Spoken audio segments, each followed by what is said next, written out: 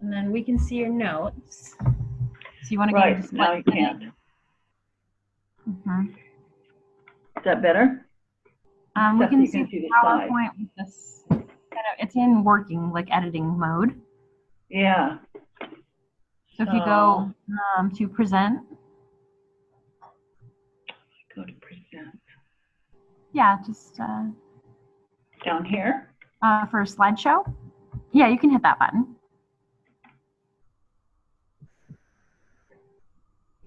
And then at the very top there, it says display settings.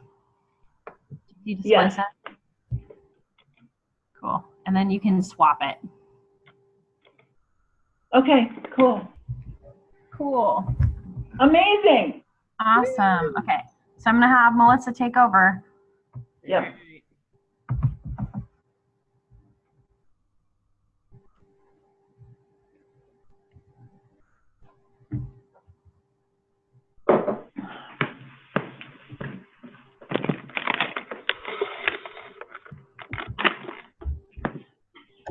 Cool. Nice.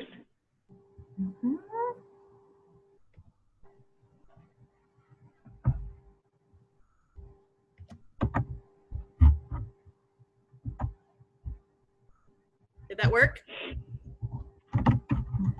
Yep. Yep, looks good.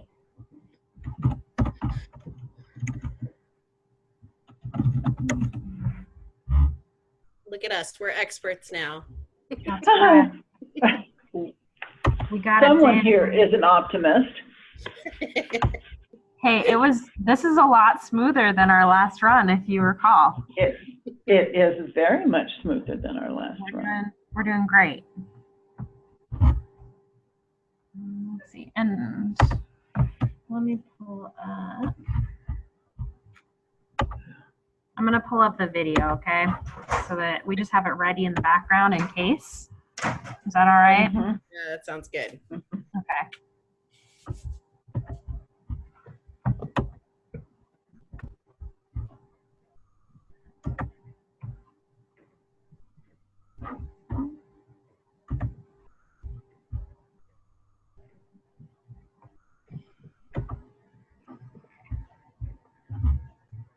So that's ready.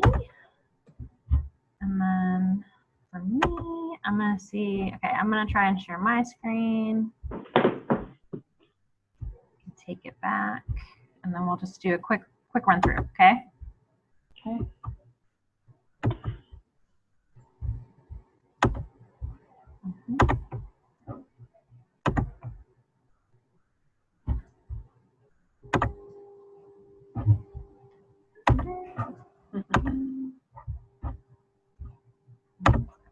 Okay, so how it's going to go is I'm going to start off at the beginning and go over the introduction and who we are. And we have Hadley, right? Yeah, she's going to come in about 10 minutes. Okay, awesome. And then I'll talk about vision, mission, and OSSI. And then what are the topics for today? And then I'm going to say, and that brings us to Janet. And it's Heubach, right? That's Janet? correct. Yep. Okay. Very good, Becky. Okay. And you're going to tell us a little bit more about what mentoring is and some of the important practices that there are.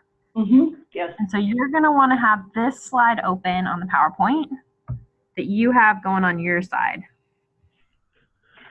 On my side.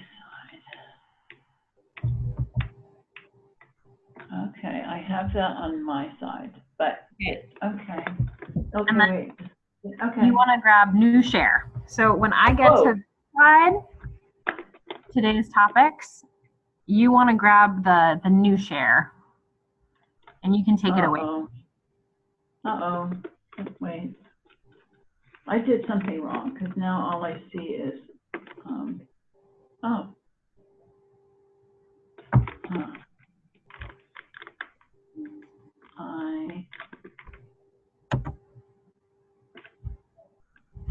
I don't see new share.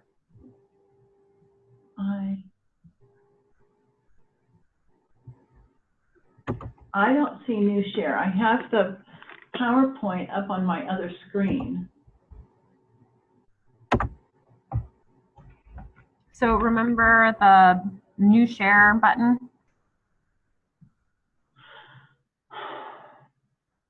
Well, I remember that there was one. I don't know where to find it now. Okay. So if you look around, do you see the Washington State right now? Yes, I do. Okay. There should be like a green button or something that's kind of along the edge of it somewhere. It says along the edge. I've got one along the top that says you're viewing OSBI moderator screen. Right, and you can, if you kind of hover over that, I think you Yeah. should be able to find new share. It's a pop-up menu. View options. There's a view options drop down, which doesn't say new share. If I hover, it just shows me the, oh darn. I'm not.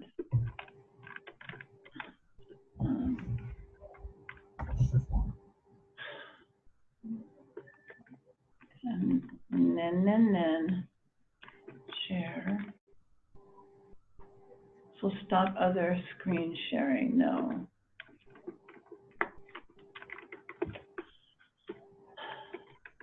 When I hover on that, all I get is an X, you know, like the X mark for moving something. View options, ratio, full.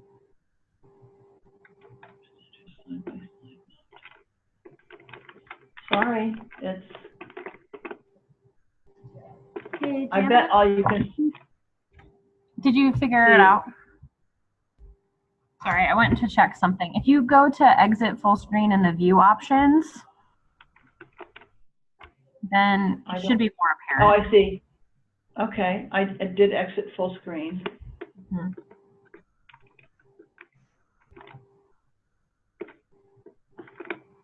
And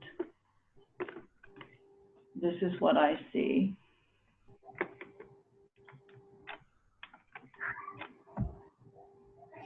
And you see what I see? The follow? Nope, I'm still sharing, so I can stop my share. Okay, there. I can, at least I can see back where we started now. And then if you kind of hover over the screen, you should be able to hit the share button. I have a share button at the bottom. Alt share. I can do it that way. I'll just exit my slides and you can share. Is that okay? If I can, yeah. Yeah.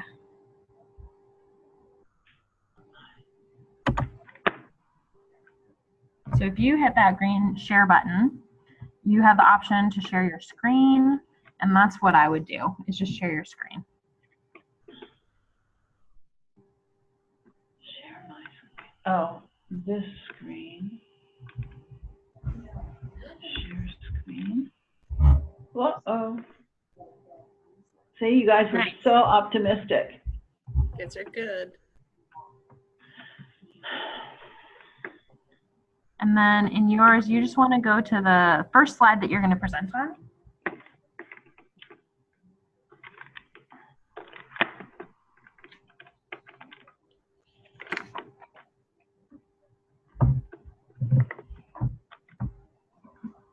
Uh-oh. Yep, I see it. Okay. But do you also see the side notes or no? No. Nope. Okay, great. Looks perfect. Okay, but then. So you just have it open to that one, and then you're going to go through your slides. And then Melissa's going to take over, or I'm going to take back over for the polling slide.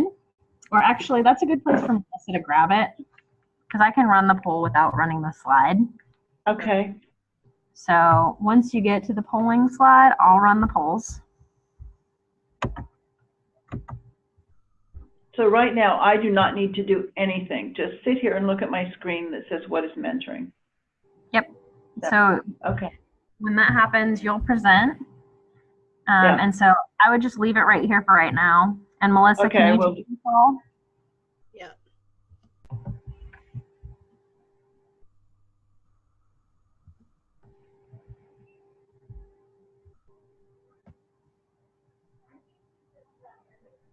then you're going to want to start on the polling slide.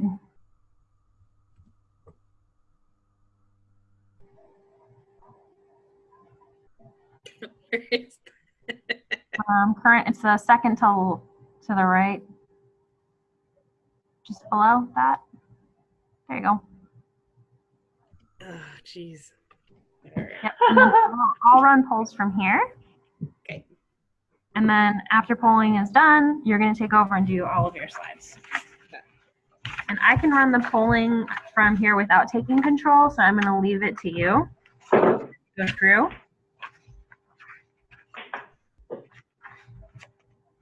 Will people be asking questions?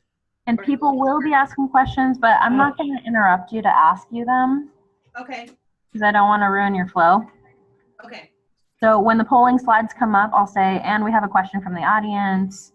Tell us more about this, that, or the other. Okay, sounds good, Kathy. Okay.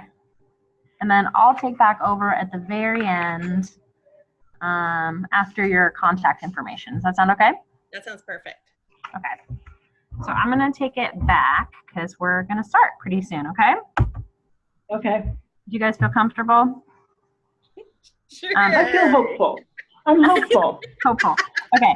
And you know, the other thing about that is we also have the option, if you get stuck, I can always move your slides forward for you. Okay. Okay. If it becomes an issue, you can say, Kathy's going to advance our slides, okay? Okay.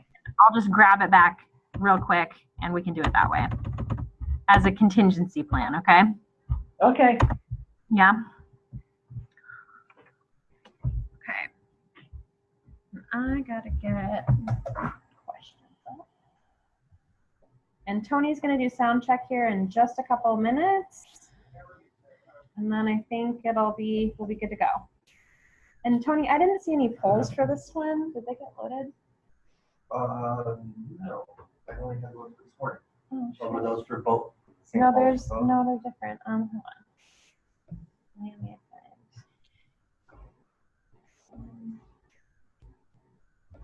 There were.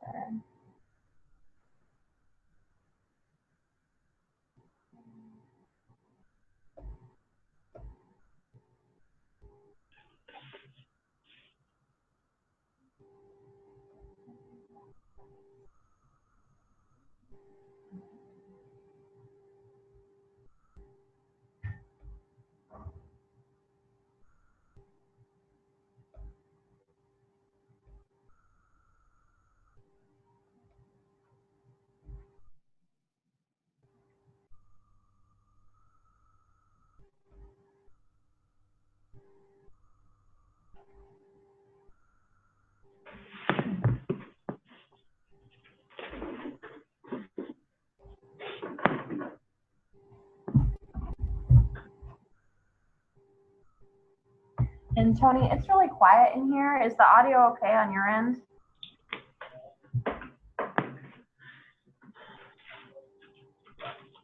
Can you hear me? Yeah. Okay.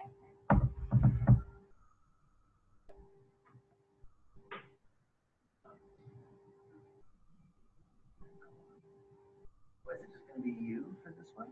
My two presenters are online, and then David's just in the hall there, but if I need him. I'll do it now, but go. Over there. I worked with, yeah. So I'm gonna send. Yeah, and send it to me and I'll log in here real quick.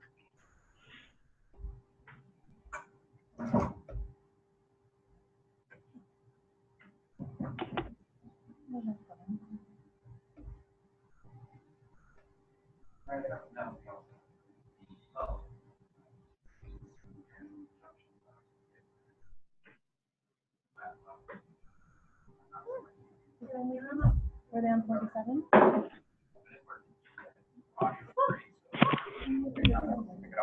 Yeah, they're the same. Way to go. I just did a different printer. I was like, there we go.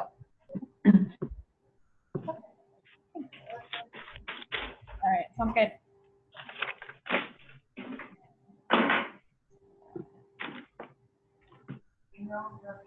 Yeah, they're sending now. Do you want to do sound check? Yeah. Okay.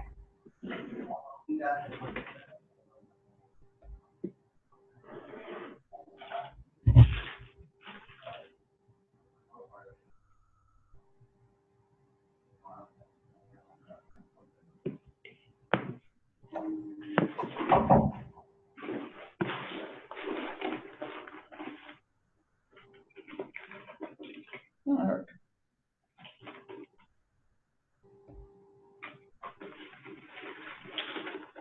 There.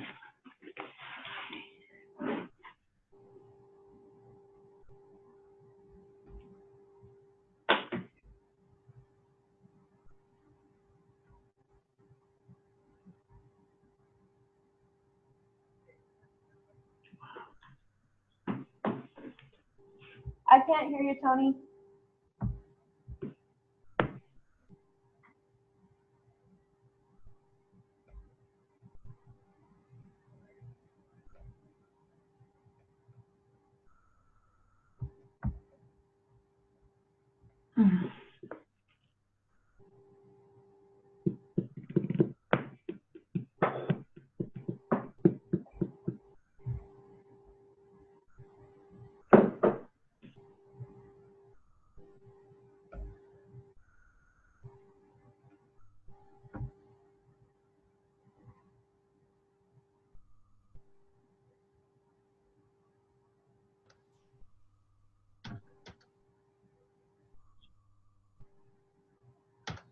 All right, test check 1, 2. A little bit of a microphone problem on my end, but thank you for joining us this afternoon. We're going to get started in just a moment. As we do at the beginning of most of these webinars, we're going to quickly go over our webinar procedures.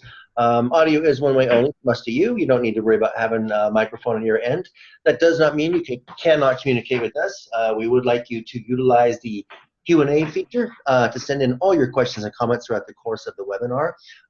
That is how we will be responding to those, and those will all get automatically saved if you do use the Q&A.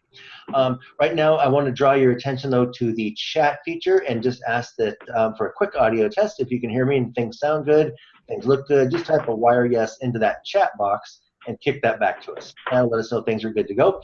Again, also, too, should you encounter any technical issues throughout the course of the webinar, throw a message into the chat box. We'll monitor that and attempt to take care of anything that may come up. So again, technical issues, let us know via chat. Any questions or comments related to the actual presentation and the content today, please use the Q&A box. Thanks for the feedback. It looks like we're good to go on the audio. Things are good there. So my part is done. I will step aside. Kefi will come on and company, and we will begin the webinar. Thanks, Tony.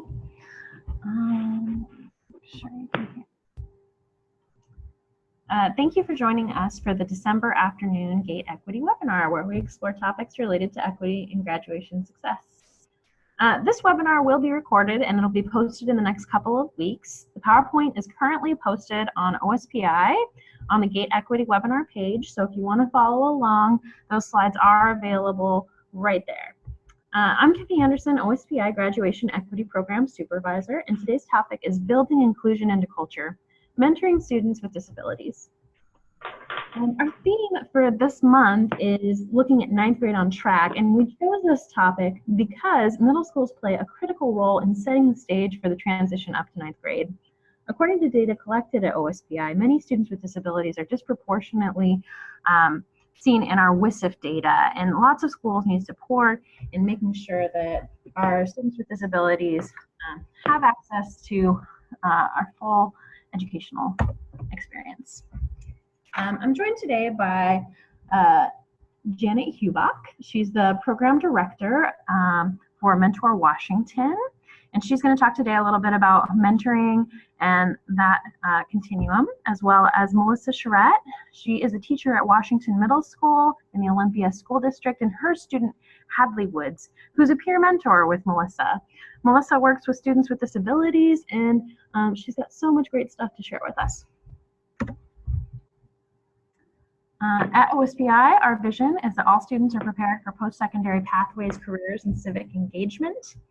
And our mission is guided by the values of ensuring equity, collaboration, and service, achieving excellence through continuous improvement, and focus on the whole child. And our webinar is brought to you through the Office of System and School Improvement. So what we're going to talk about today, we're going to talk about why peer mentoring specifically is a strategy, what are the pros and cons.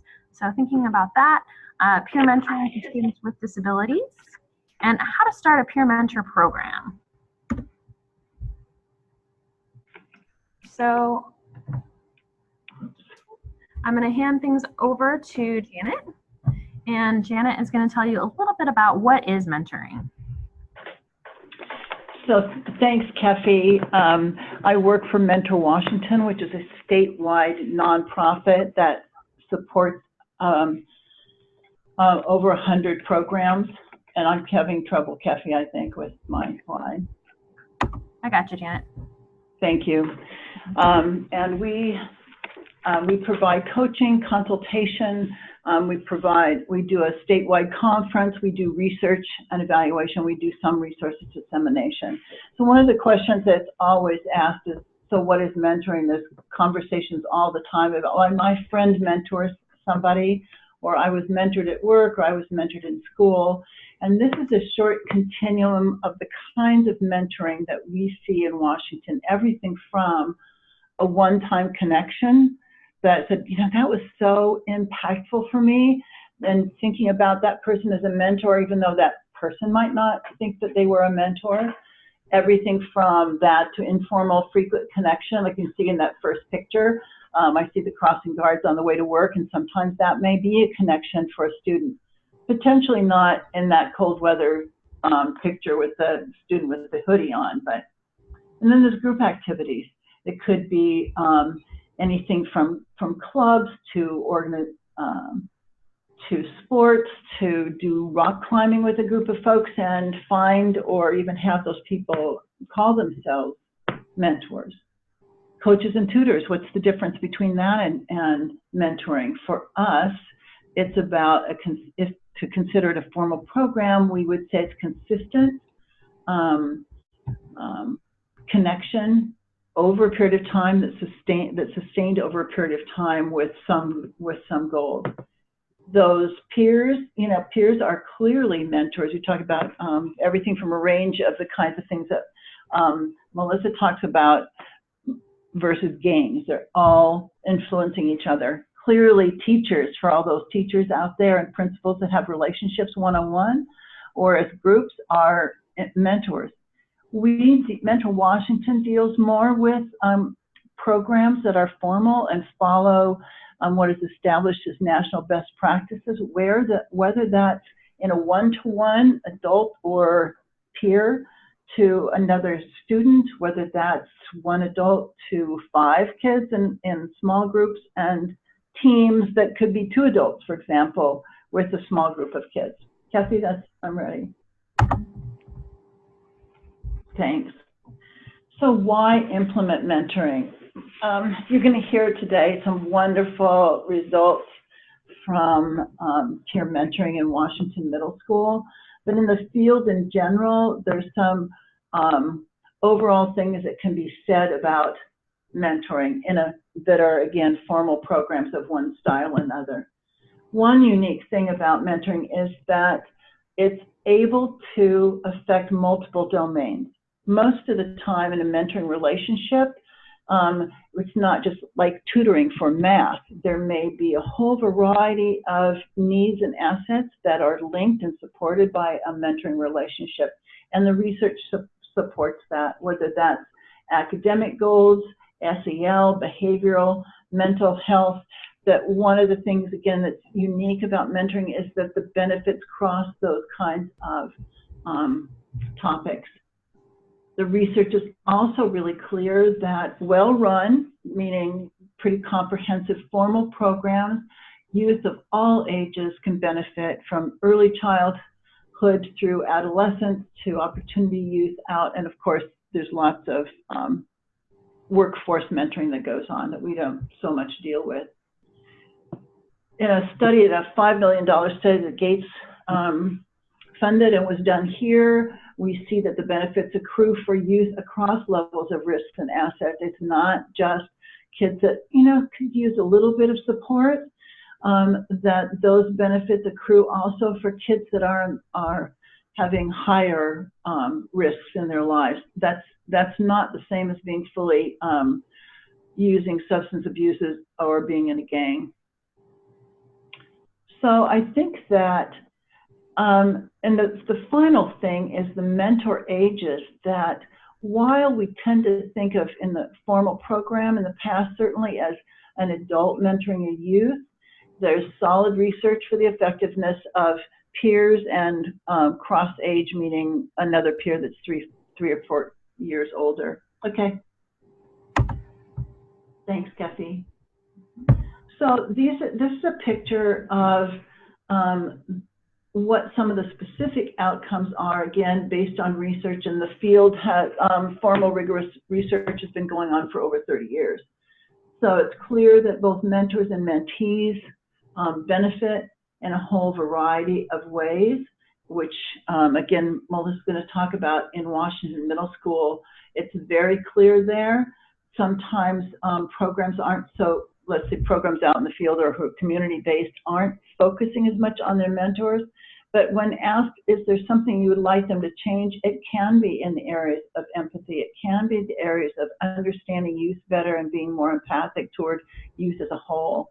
And again, those outcomes for kids are across a variety of really important topics. And the next one says, Peppy, thanks. Those gains that I just talked about on a broad spectrum really rest on, in a formal program, doing 6 best practices in 6 areas or standards in something called the Elements of Effective Practice from Mentoring. When those elements or components of mentoring are in place, the youth outcomes can be twice the magnitude, which pretty much says that quality in attending to all these different structures is really important. So the first one is, who are you recruiting? That's both for the student and the adult or mentor. What is screening happening? Not just for, is this mentor or adult volunteer or peer a safe person to be putting with the youth, whether that's safe emotionally or safe out in the community, physically, and so on, that screening is really important. And it's also what interests do the 2 parties bring to it. We've found the research is really clear that the best practice is a 2-hour in-person training that's really about mentoring skills, not so much the orientation to the agreements and the parameters and the boundaries of the mentoring, but really, how do you communicate? How do you listen? How do you do conflict? How do you be fully present with somebody else? And then, of course, matching, that's done carefully with program support. I'm going to say a little bit more about monitoring and support. And in the best practices, that would be a staff person or, say, a school staff, checking in every month on a separate time, not so much in class, and saying, how are things going, and asking some really pertinent protocol-based questions.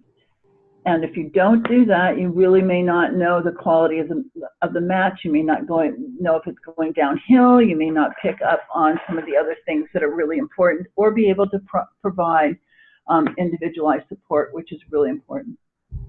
The final thing I'll say about that, and the standard is, in schools as well, when it's school-based mentoring, we don't know that person and that match is going to be together in a following time, in a following year, for example, with Washington Middle School or any school-based project. And the seminal research just came out and said, if we don't take care of that and close and facilitate a strong goodbye that has parameters and recognition, then you can delete pretty much all of the positive gains. It's really important. It's a new research that's out nationally. So those are the big components of a formal mentoring program. And then there's one more, or actually 2, let me say a little bit about what Mentor Washington offers. Thank you, Kathy, for moving us forward. Thanks. Mentor Washington, again, has no cost services. So the 100 programs that we work with, whether it's 18 months of pretty intensive work together on a quality improvement process, whether it's training in any of those areas and all of those areas, whether it's resource guides and toolkits, or even in some cases grants to programs, our services are no cost, and that's our whole reason for being. There's my phone number. One more thing that I'd like to say before I conclude is, what are some things to really watch out for? Kefi, will you move us to that, please? And Kefi's doing this because I'm technologically challenged. You're okay, Janet. No worries. Thank you. Yeah, I'm here. I'm happy.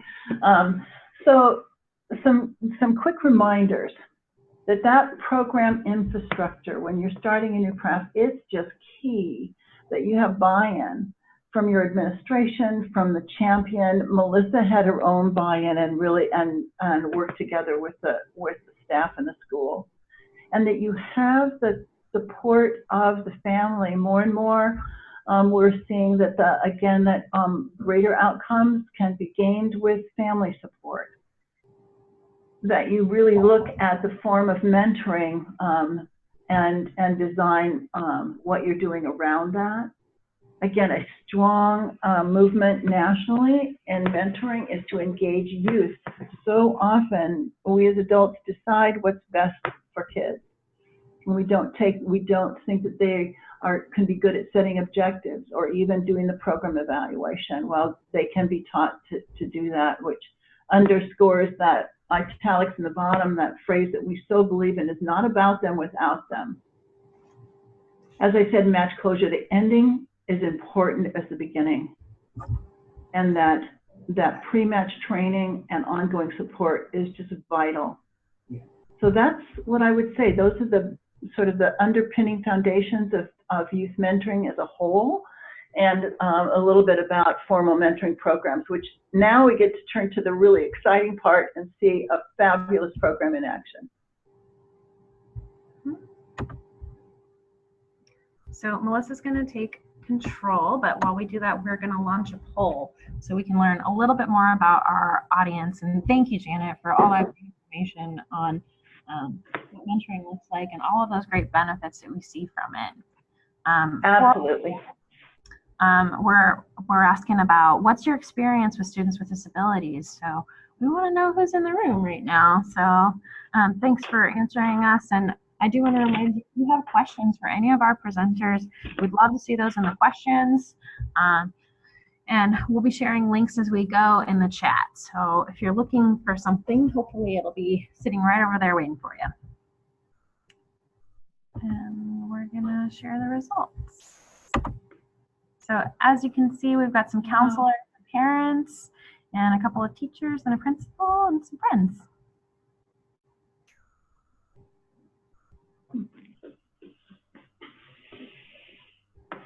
And it looks like we don't have any questions right now at this time, but Melissa's going to take control, I think, right now and share with us her slides.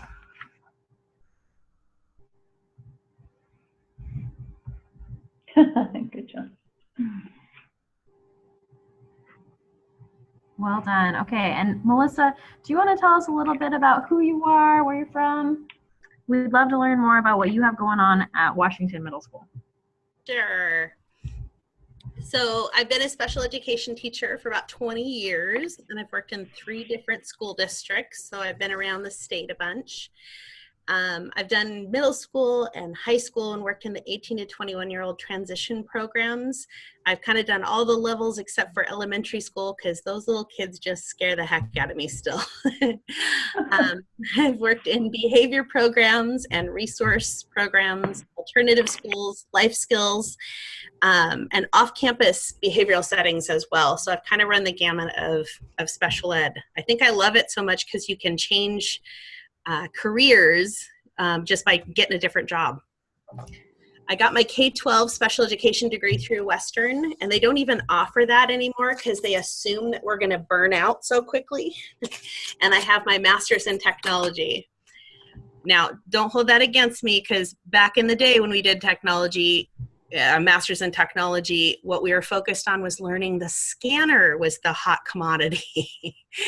I'm nationally board certified with a birth through 21 degree. And then I've won a couple of awards the last couple of years because of this program that I'm going to talk about today. So I'm going to tell you a little bit about my class so you can get an overall feeling and kind of see where I'm coming from and why I designed the peer mentor program that I did. So my class is made up of 15 students. We have 1 teacher and 5 para-educators. So there's a pretty high level of support needed. These kids will need support the rest of their lives so that they can be independent some of the time, but will definitely need that adult support. My classroom basically uses functional academic skills. We work on time telling and counting money, things that'll make them independent in the community and in their home. And then my kids push out into 1 or 2 general education classes. So PE, and we have an amazing drumming class here, and choir. Some of my guys are in tech arts and media. So the peer mentors are general education students who come into my classroom, and they support my kids socially and academically and behaviorally. The first year, I had 3 TAs assigned to my classroom. And I started having them work with my kids, and that was 6th period. And when I went in to put my data in for the updates and the IEPs, I saw that my scores in 6th period, those goals and objectives that I worked on that period, were so much higher than the other periods. And we figured out that it was because my kids were getting that one-on-one support from their peers. So I went to my principal and vice principal and said, okay, I really want to grow this program. And they said, absolutely, what do you need? And so I started pulling in more and more kids and slowly growing it. And now I have over 100 kids this year that'll work in my classroom. So what we're doing is called backward mainstreaming. So it's not always appropriate to push my kids out into general education classes, but they do deserve to be around their gen ed peers at all times. So in this way, I'm able to create an inclusion model that creates 100% inclusion for my kids at all times. So how does it help my students? It creates that network of support throughout their school career. So not only will they have friends and a support network here at Washington Middle School, but as they move through their school career on their way up to high school at Olympia High School, they also have that same support network that goes with them, and then out into the community as well. My kids have a much higher academic success, sometimes double and triple the scores that they were getting at their last school, because they have all of this one-to-one support. They have the one-to-one academic learning environment, and then their interactions with general education peers every period of every single day. And in most schools, their interactions with gen ed peers is usually at lunchtime or at PE, and maybe one other class. So 15 to 25% of their day, and mine's 100% at this point. These are just a couple of my kiddos, and some of their scores. So you can see in 5th grade, Mo's there at the top, learned 13 words that entire year, and this last year with me, he learned 66 words, and that's really due to the peer mentor program and how often they get to practice those goals and objectives. And then Rachel on the bottom learned 20 words her 5th grade year, and this year she's learned 52. We also talk about transitions, so transitioning from place to place. It's really hard to get especially kids to move from place to place a lot of the time because they get stuck.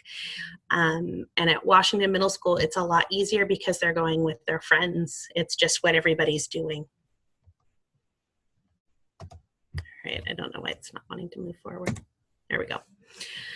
All right, so a side effect of all of this, which was wonderful, but I wasn't expecting, was how it helped my peer mentors. So they started becoming comfortable with those who are different than they are. and they started learning compassion and gaining leadership skills. And I started seeing this because gen ed teachers were coming to me and saying, oh my gosh, you wouldn't imagine the difference that I'm seeing in this kiddo in class. So it's also giving students a reason to come to class. I take all students that want to do this. So there's kids that just need that home and that connection and that place where they're the leader. And this is the perfect program to do that. It increases that connection to school. And then we're always trying to build that learning to understand others' needs and putting others first. So when I said I take everyone, I really, really mean that. I take students with attendance issues. So if they have trouble getting to school, I'll schedule peer mentoring at the very beginning of their day, because they come to understand that they're so important to my kids that if they're not there first period, it actually throws them off their entire day. So they know they need to be there for my kids. I have students with behavioral issues. I actually have kids that are special education themselves and have one-to-one paraeducators with them because they have so many behavioral concerns throughout the school. They're not able to control their behavior. But in this class, they're put into that leadership role, and they know they can't have behaviors that are outside the realm of normal for my kids because they'll teach them inappropriate things, and they don't want to do that. I actually haven't ever had a problem with a behavioral student in my classroom. And then it's a wonderful way to slide in extra support for special education students. So counting by fives, it's wonderful to practice because we're doing nickels and dimes and quarters and telling time on an analog clock. All those are sliding in those basic math skills that they need so much. It also puts special education students in a place of leadership, and there's not very many places we can have them do that. Students with mental health and depression struggles, this is a great place to give them that home, that safe spot, that place where they can take a deep breath, that place where they're not different, that everyone's accepted and loved. So I have a peer mentor here that I actually pulled in. Yes, she's skipping math class. Shh, don't tell anybody. And I'm going to ask her some questions and have her answer. So this is Hadley Woods. So how has your relationship with the kids changed since you first started peer mentoring? Well, when I first started the program, I didn't have as close relationships with the students as I do now, and I didn't know their strengths and weaknesses as well as I do now. And it was very different working in an environment as positive and encouraging as the DLC classroom makes me feel in this program. Why did you want to be a part of the peer mentoring program? In 6th grade, I didn't know much about the program, but in the mornings when the kids would get off the buses, everyone would be lined up giving them high fives and greeting them with good morning, and it put smiles on their faces and on everyone else's. And my brother was in peer mentoring through 7th and 8th grade. And when he talked about that class, he just made it sound like the best time, and he had the best time in that program. Perfect. How has peer mentoring program affected you? It's affected me in many ways positively, because it makes me realize that growing relationships with people who are just like us but maybe have different abilities and skills, it's very important to grow relationships with them. Do you think that other schools should have this program? Definitely, because having peer mentors around the kids can help them work on social skills, whether it's like one-on-one or in small groups, and it's beneficial not only for them but for the whole entire school and in those groups. And it's a very positive, encouraging way around the school too, because it's changed the environment and how people talk to those kids and how we act around them. And is this something you want to be involved in the future? Yes, I've always wanted to be in education and a teacher, from family members being teachers, and now I know for sure that this is something I want to do throughout my future and my life, being in this program and being a teacher for that. Perfect. Thank you, Hadley. Thank you. All right, so here's what a few of my other peer mentors have to say. And I think the one at the bottom, Rain, was my favorite. I learned I am capable of teaching, which I just love because I think every student is capable of teaching. We just have to give them the option and the opportunity to be able to do it.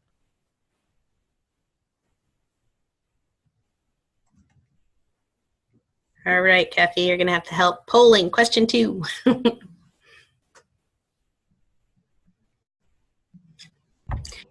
Okay, I got to turn off my mute to talk to you guys.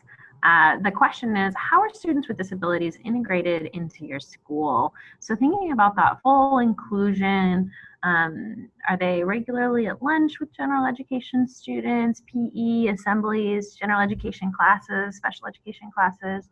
Are they involved in ASB? We'd love to see how people are including them. And while we do that, we did get one question for you, Melissa. Do we have any examples of this model working with children with typical intellectual levels, but who have like severe emotional behavioral disturbances? So thinking about the EBD populations in our schools. And I think you touched on it a little bit. Do you want to say a little more?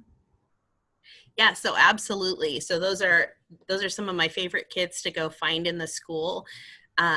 And pull in to work in my classroom because I think it's valuable not only for them but also for my kids. They get when my kids are having a hard time. I also think it's wonderful for them to have peer mentors as well, although they'd have to be carefully selected and paired. But I have seen that work in the past, absolutely. And Peggy was also wondering, but what about the EBD kids who aren't in a general education setting? Have you been able to find them too? So in the setting that I'm in, I have not, but in my past schools, I have. I actually had an off-campus EBD classroom that I ran and then moved to typical high school. And one of my kids came and was the peer mentor in my classroom, and he did amazing. So he was only on campus half day because of his behaviors, and he did amazing. They just become leaders. Awesome. That's so cool. So we're sharing the results out with you. It looks like a lot of students are in general education classes. They can be in lunch and assemblies and in special education classes. So I love that you included in the poll ASB as an option. That's such a great opportunity for inclusion also. One of my favorite things this year is that we had people come down because I didn't have a student on our ASB, and I'd always had one in the past, and it was just because she was out sick that day. And they were giving me all sorts of guff because where was my representative from my classroom? So that's just part of what makes my school special, I think. Oh, and Peggy did have a follow-up. So she's talking about getting a mentor for the EBD student, not the EBD student being a mentor. Got it. Sorry, Peggy. So it depends on the classroom. I'm trying to think. So I have not done that in the school setting. Mm-hmm. It's a great option for more exploration. Thanks, Peggy.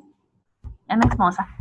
Those are all the questions we have. Can you tell us a little bit more about how does this go school-wide?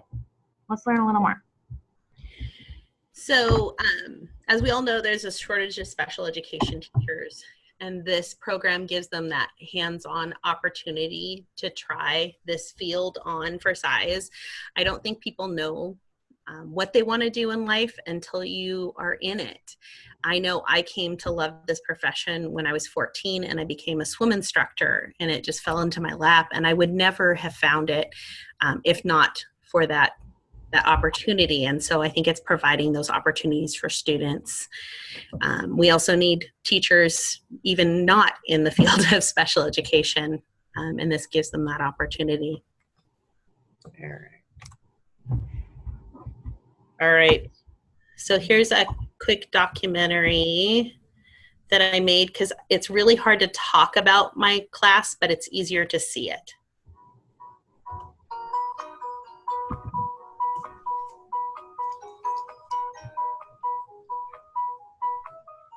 So at Washington Middle School, we have a peer mentor program. And in this program, we have 45 general education peers who come into the classroom and work with the special education students. They teach them academic goals, social, emotional goals, and really just become their friends.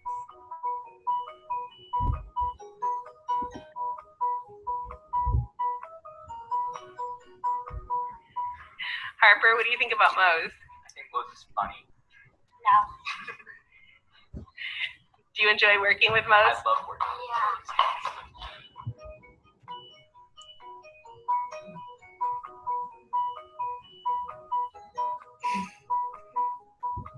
My staff and I train each peer mentor on how to deliver the curriculum, take the data, and support the student sensory.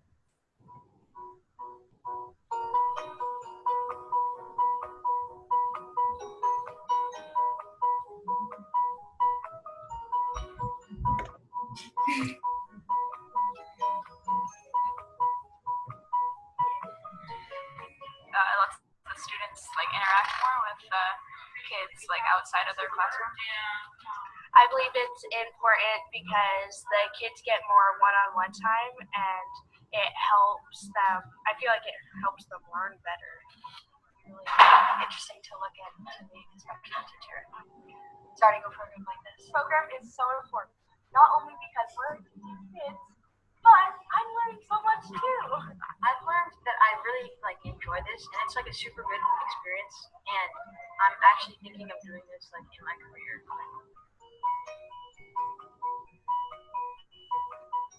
I have learned how to work well with others and to be patient.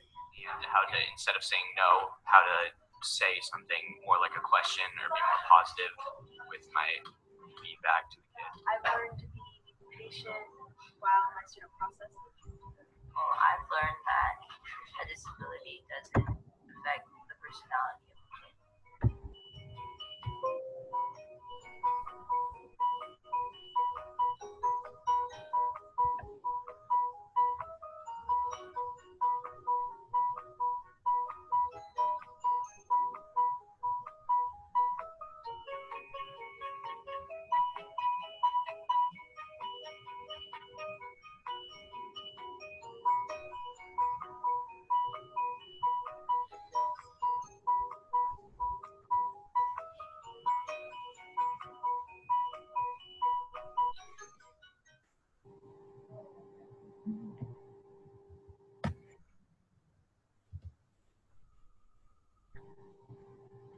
All right. So now you can see what the program kind of looks like. How we know it's working here at Washington Middle School is that I had 5 students run track last year, and that started because my peer mentors came to me and said, you know, Victor really likes to run. Why isn't he doing track? And I was like, I don't know. Let's talk to his parents. So my peer mentors decided to run track with my kids, and they came every single day to get my kids from my classroom, walk over to the high school, run track, and then walk them back and make sure they met up with their parents. And I was able to send a paraeducator just to monitor things, but my peer mentors really just ran with their friends. I've had kids go to the Bulldog Bash, which is a dance, and participate in assemblies. My parents report all the time. I have to tell them in 6th grade that there's a lot more interaction in the community because there's more kids that know them, but it's a little scary when they start running up and giving their child high fives in the grocery store and they don't know who they are. So I try and have my peer mentors always introduce themselves, at least to the parents. Gen Ed teachers are being taught by my peer mentors how to communicate and interact with my students so that things that may look different are just how my students act, and it's well understood in the hallways. And then my students, the first 4 years I've been here, this is my 5th year, I had never had students having birthday parties, and now I've had 3 this year that have had extensive birthday parties because they have friends to invite and people to come, just like every kid should. So the positive school transformation that's happened here at Washington Middle School is that the teachers and the administration saw the positives that were happening in the leadership and the compassion that was building. And so this year we decided to turn all of our TAs into peer mentors that work directly with kids. So we don't have any cutting and pasting and copying anymore. We have everybody working directly with kids. We're doing training during our RTI time to support the kids. And then teachers are starting to request peer mentors for class support throughout the day. So if a kiddo is good in math, we'd match them with a peer mentoring option at that time. So really, I just feel that this program should be in every school. There aren't any negatives. It doesn't cost a single penny. It just is the setup. But it would look different in every level. Elementary school, we could be doing recess buddies or reading time. They could be doing art lessons. They could do pull-in. Lots of different things, but just thinking of the level of students. So training 5th graders. Middle school could look a lot like mine. And high school, our high school does a wonderful job of, they have a PE class that's combined like mine, and then they also have a music class now that has gen ed and special ed. But because of the credit restrictions, they're having trouble doing it throughout the entire day. All right, how to start a peer mentor program in your school. So my advice would be to choose 2 or 3 peer mentors to start with, to figure out all of the aspects that are individual for your building, and iron out all the kinks in the beginning, and be very specific with the training. You need to have training for the paraeducators, for the peers, for anyone that's working with them. And then talk to your administrator. Make sure that you have everyone on board before you begin. I started with 2 or 3 and then had it grow slowly so that everyone could see the successes and see how amazing it was before jumping in with both feet. And don't put it off, do it now. I have people that come and visit my classroom and then start the next day. They're able to pull in, they turn their TA into a peer mentor and then grow it from there. So make sure you have a classroom structure. I'm super organized in the fact that I have, my planning is minute to minute. So every peer mentor knows exactly what the goals and objectives are. They have the lesson plan, they have the data sheet, and they've been trained explicitly in exactly how the curriculum should be delivered. And then they're monitored. And my paras and I rotate in at least every couple of weeks to make sure the data is true. Training on Fridays. Every Friday I pull my peer mentors out and I have 20 minutes of training to clean up anything that I've seen in the classroom or tighten down, or give training on different disabilities or modifications or accommodations, things like that. And then my room is always open, so anyone can come in and see it. So it's just become kind of the norm. So how to get peer mentors. This is one of the most common questions I have when people come visit. That first year, I felt like a used car salesman. I stood in the hallway going, hey, you know, you should come be a peer mentor, and this class is super fun, and we do all sorts of cool stuff, and, you know, oh, PE, you don't really need PE. Your parents can totally sign you out of PE if you're in a sport. And then I started talking with the counselors and those injured kids in PE that can't really do it with the broken legs. I can totally take those guys. And then those special circumstances where they just needed a safe spot partway through the day. Peer mentors made flyers for me and put those in the hallways and in the office to hand out. Peer mentors made a video for the school news, and then they also did presentations at lunch and for all of my 6th graders. And then my favorite thing this year was I made up certificates for teachers to hand out that said, I recommend you to be a peer mentor because of your, and then they wrote in like flexibility or caring or qualities like that. And so that pulled in those shy, quiet kids that wouldn't necessarily think of being a peer mentor themselves, but teachers could see this would be a really good spot for them, where they'd be really good with my kids. So here's all my contact information if you have any questions. I do have a blog that I update every couple weeks with stories or videos or things going on in my classroom, just little thoughts, not very long. I'm short-winded. My Twitter and my email. And if there's anything I can do to help set up any more programs, I'm totally open and willing. Thank you so much, Melissa. We do have some questions from the audience that I want to send your way. Jen Cole has one that's pretty interesting. She says, how does this program emphasize that this is us and these are my peers if I'm a student, versus putting emphasis on those kids or special education kids or EBD kids? Because first and foremost, they're general education students who receive special education services.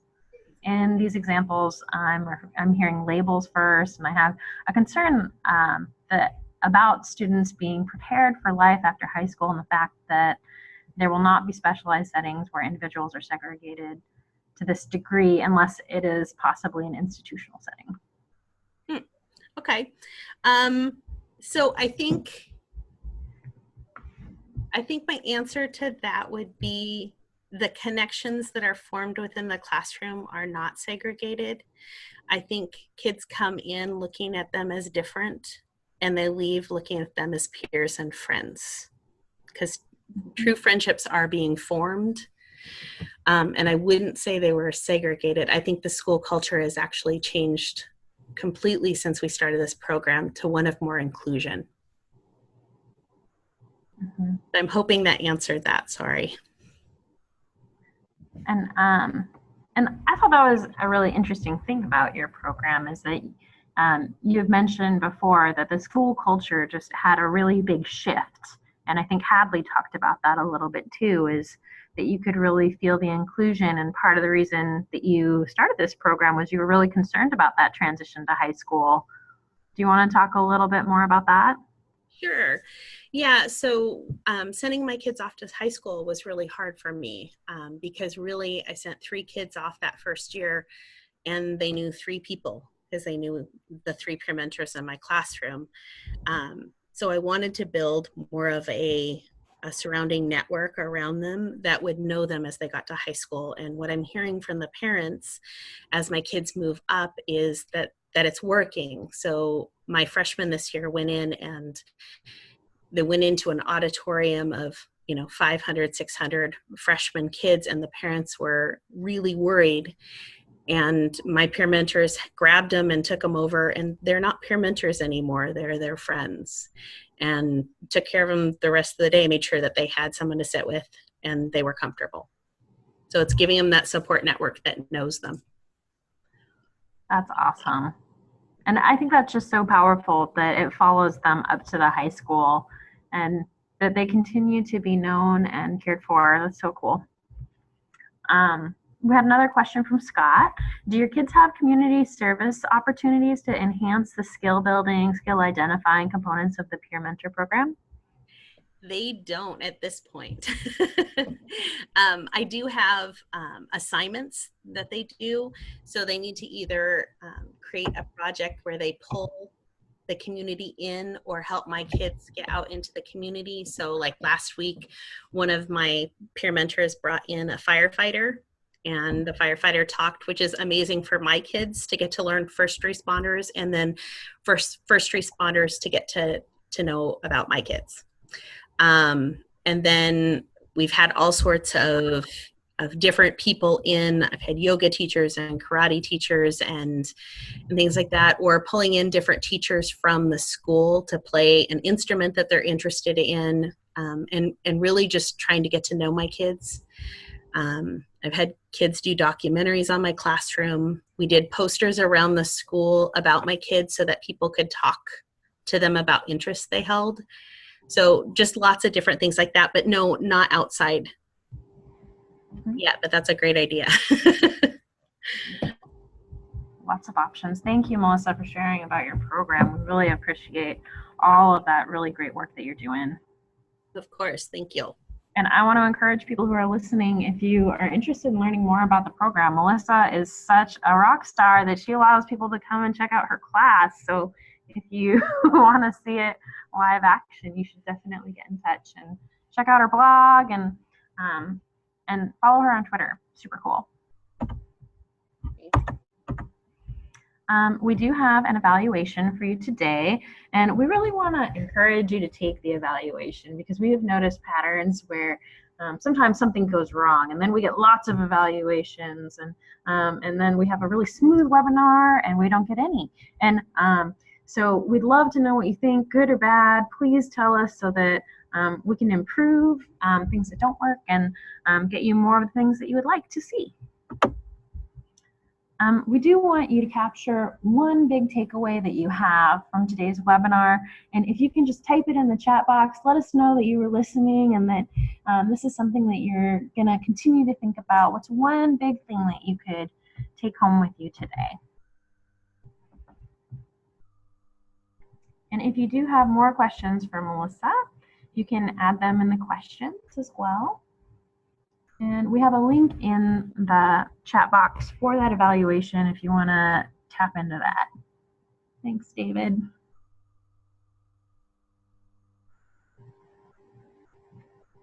And while people are thinking about those big takeaways, I just wanted to say that my big takeaway from the Mentor Washington work and from Melissa are that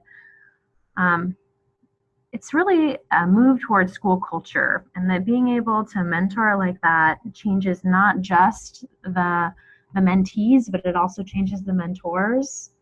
And I love that it is kind of soul changing across the board. So really amazing work.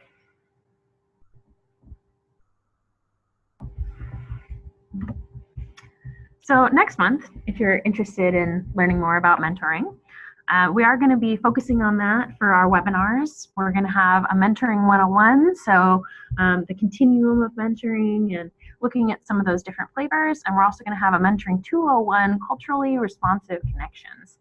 And those are links that we're going to get into that are in the chat box. David's on it today. Make sure that you're checking those out because they're going to be a great opportunity to learn more about what it might look like and how to do that well. If you liked our images, many of them come from the Noun Project and canva.com, and we try to give credit where it's due, so if you're looking for tags, they're in the alternate text. If you do continue to have questions, we're going to stay on for a few minutes and answer those. Otherwise, we'll see you next month for more from Gay Equity Webinar. Thanks so much for joining us.